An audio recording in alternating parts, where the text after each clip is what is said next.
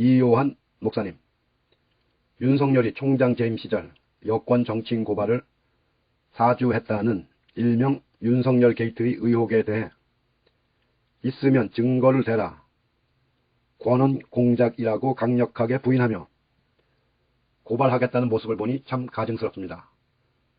언론중재법 개정안을 언론재갈법이라면서 적극 반대하던 사람이 본인 문제로 보도를 하니 권한유착이라고 하며 언론의 재갈을 물리는데 참으로 적반하장, 내로남불, 우스꽝스럽습니다. 하긴 일개 잡범도 범행이 드러나면 증거가 있는데도 무조건 일단 부정부터 하는데 오죽하겠습니까?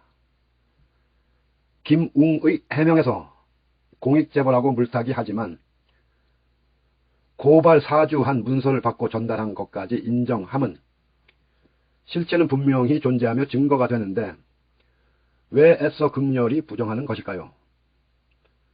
손준성은 윤석열의 최측근으로 직보하는 관계로 윤석열이 사실무근이며 몰랐다는 변명은 거짓말인 것이 분명히 드러난 것이 아닐까요?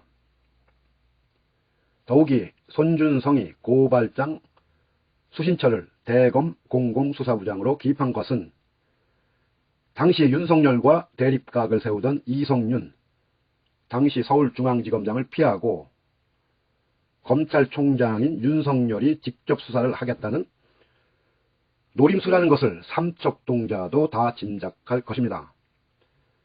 참으로 5.18 민주화 운동에 수많은 피해자를 낸 전두환과 그 무리들이 지금까지도 진실을 부정하는데 하물며 검찰을 사유화하여 조작과 공작에 능숙한 윤석열과 그 무리들이 윤석열 게이트를 부정하는 것은 당연한 일로 여기며 아마 감찰이나 조사 결과 완전한 증거가 드러나도 모르쇠로 부정할 것이라는 생각이 듭니다.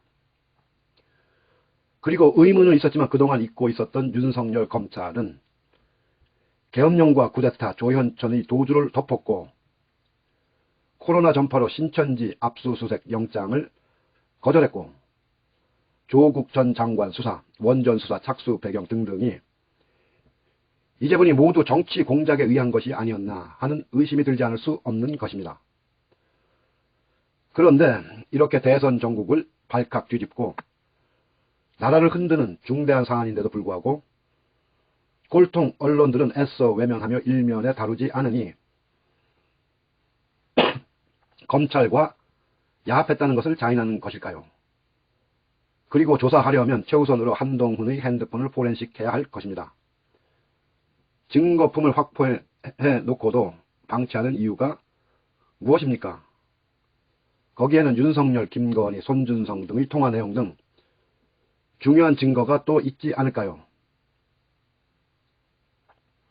참으로 저들이 아무리 부정해도 처벌은 법률에 의해 당연히 할 것인즉 우리나라 검찰 역사상 최악의 사건으로 국기문란에 해당하는 중차대한 정치 공작이자 또한 검찰 조직을 망가뜨린 장본인이므로 정략적인 목적에 의해 결코 가볍게 처리해서는 안 될 것입니다.